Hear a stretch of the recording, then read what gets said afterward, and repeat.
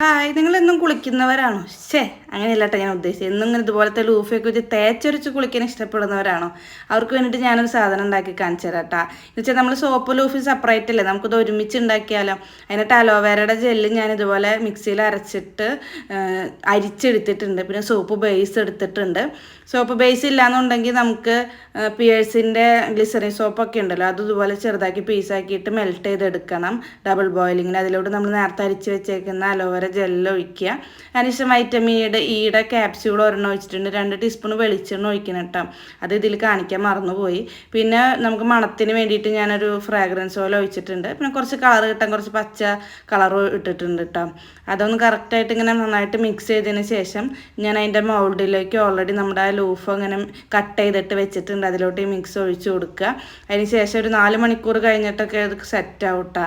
കണ്ട കറക്റ്റ് നല്ല ഭംഗിയുള്ളൊരു സോപ്പ് റെഡി ആയിട്ടുണ്ട്. നിങ്ങൾക്കിത് ട്രൈ ചെയ്ത് നോക്കാവുന്നുള്ളൂ കേട്ടോ. വീട്ടിലൊക്കെ അടിപൊളി സോപ്പ് ഉണ്ടാക്കിയെടുക്കാവുന്നതേ ഉള്ളൂ.